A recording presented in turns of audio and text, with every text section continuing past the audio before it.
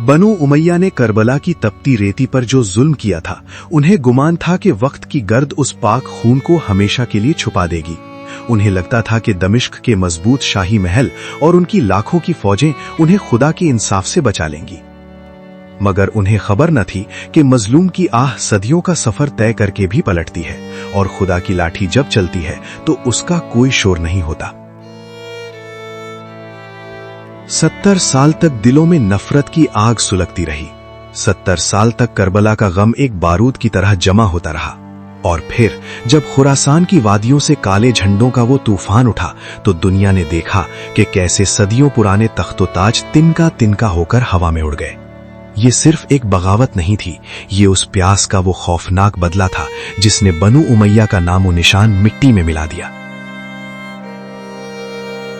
अस्सलामु अलैकुम, आप देख रहे हैं तारीख टीवी। आज हम उस खौफनाक राज से पर्दा उठाएंगे जिसे सुनकर आज भी तारीख दानों की रूह कांप जाती है।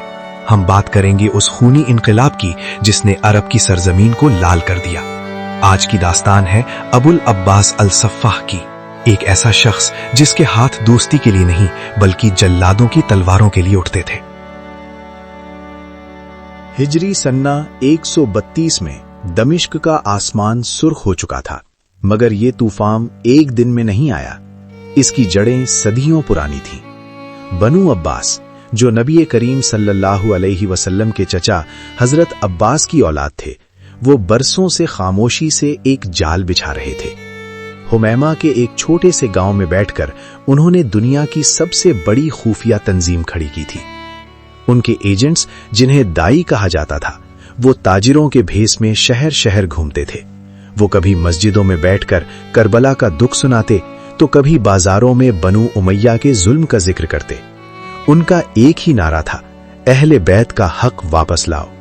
उन्होंने लोगों को ये यकीन दिला दिया था कि अगर बनु अब्बास तख्त पर आए तो दुनिया में इंसाफ का दौर शुरू हो जाएगा, मगर कोई नहीं जानता था कि ये इनकलाब इंसाफ नहीं बल्कि सदियों पुरानी दुश्मनी का एक भयानक अंजाम लेकर आ रहा है।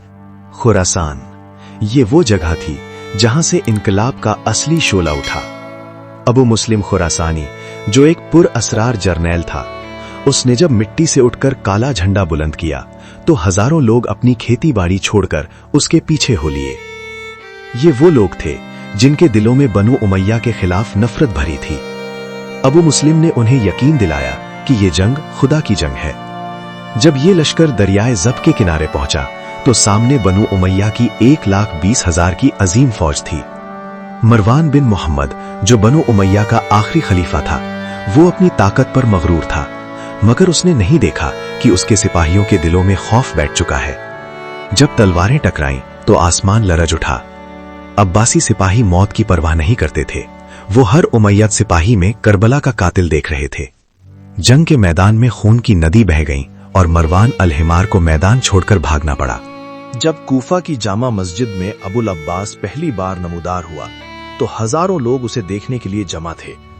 सब ने सोचा था कि नया खलीफा उन्हें सुकून और अमन का पैगाम देगा, मगर जब वो मिंबर पर खड़ा हुआ तो उसकी आंखों में रहम का कोई निशान न था। उसने गरजती हुई आवाज में कहा, लोगों, अल्लाह ने हमारे जरिए हक को वापस लौटाया है। मैं अल सफ़ाह हूं, यानी वो शख्स जो दुश्मन का खून बहाने वाला है। उसने ऐलान किया कि बनु उमैया का एक भी बच्चा या बूढ़ा जिंदा नहीं छोड़ा जाएगा। उस दिन दुनिया ने समझ लिया कि ये नया दौर इंसाफ का नहीं बल्कि इंतकाम का है। अल सफ़ाह ने अपने जर्नैलों को पूरी सल्तनत में फैला दिया और हुक्म दिया कि जहां भी कोई उमैयद शहजादा मिले उसका सर कलम कर दिया जाए। दमिश्क की गलियों में उन लोगों का शिकार किया जाने लगा जो कल तक वहां के मालिक थे। मैदान जंग की शिकस्त के बाद बनु उमैया के 80 शहजादे चुपती फिरती परछाइयां बन चुके थे। वो पहाड़ों की गारों में पनाह ले रहे थे। अल सफ़ाह जानता था कि उन्हें एक एक करके ढूंढना मुश्किल है। तब उसने तारीख का सबसे बड़ा धोखा दिया। उसने ऐलान करवाया, हमारी दुश्मनी खत्म हो चुकी है।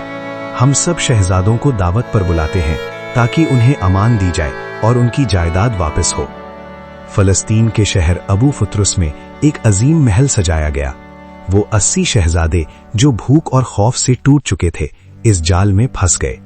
जब वो दस्तरखान पर बैठे तो उन्हें लगा कि शायद अब मौत का खौफ खत्म हो गया, मगर दावत के बीच में ही महल के दरवाजे बंद हो गए। अलसफाह के जल्लाद निकल आए और उन्होंने तलवारों के बजाय भारी गुर्ज से उन शहजादों के सरों को कुचलना शुरू किया। चीखों से महल की दीवारें कांप उठीं, मगर अलसफाह के चेहरे पर एक सियाह मुस्कुराहट थी। जब वो 80 शहजादे दम तोड़ रहे थे, अलसफा ने वो काम किया जिसने इंसानियत को शर्मा दिया। उसने हुक्म दिया कि इन्हीं तड़पती हुई लाशों के ऊपर कालीन यानी कारपेट्स बिछा दिए जाएं। लाशों के ढेर पर दस्तरख्वान सजाया गया और अलसफा ने अपने दोस्तों के साथ वहां बैठकर खाना खाया। जब वो निवाला तोड़ता तो नीचे से उन शहजादों की आखिरी हिचकियां और हड्डियां टूटने की आवाजें आती थीं। अलसफा ने कहा, आज मेरी जिंदगी की सबसे लजीज दावत है, क्योंकि मेरे दुश्मन मेरे नीचे दबे हुए हैं। ये दुनिया की तारीख की सबसे सियाह और खौफनाक दावत थी। लेकिन इस कत्ले आम के बीच से एक शख्स मौत को मात देकर निकल भागा, अब्दुर्रहमान बिन मुआविया। उसने दरियाए फुरात में छलांग लगा दी। उसका छोटा भाई याहिया पीछे रह गया। सिपाहियों ने किनारे से चिल्लाया, वापस आओ, हम तुम्हें कुछ नहीं कहेंगे। अब्दुर्रहमान दरिया के बीच से चिल्लाया, भाई मत जाना, वो झूठ बोल रहे हैं। मगर याहिया उनकी बातों में आ गया और वापस पलट गया। अब्दुर्रहमान ने अपनी आंखों से देखा कि कैसे उसके भाई का सर कलम कर दिया गया। उसने वहीं आंसुओं के साथ कसम खाई कि वो बनो उमैया का परचम दोबारा बुलंद करेगा। वो 5 साल तक रेगिस्तानों में भटकता रहा। उसने भिखारियों का लिबास पहना, भूख और प्यास सही, मगर हिम्मत नहीं हारी। वो अफ्रीका को पार करके स्पेन पहुंच गया, जहां से उसने एक नई तारीख लिखनी थी। अब्दुर्रहमान ने स्पेन में ऐसी सल्तनत खड़ी की जिसने 800 साल तक दुनिया पर राज किया। जब बगदाद के खलीफा अल मंसूर ने उसकी कामयाबी देखी तो उसने डर कर कहा, शुक्र है खुदा का कि हमारे दरमियान समंदर है, वरना अब्दुर्रहमान हमें भी खत्म कर देता। उसने अब्दुर्रहमान को सकरे कुरैश यानी कुरैश के शाहीन का लक़ब दिया। दोस्तों, तारीख हमें सिखाती है कि जुल्म चाहे कितना ही बड़ा क्यों ना हो, उसका अंजाम हमेशा बुरा होता है। अलसफा ने खून बहाया, मगर अब्दुर्रहमान ने इल्म और तहजीब की बुनियाद रखी।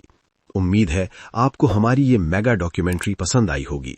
मजीद ऐसी वीडियोस के लिए तारीख टीवी को सब्सक्राइब करें। अल्लाह हाफिज।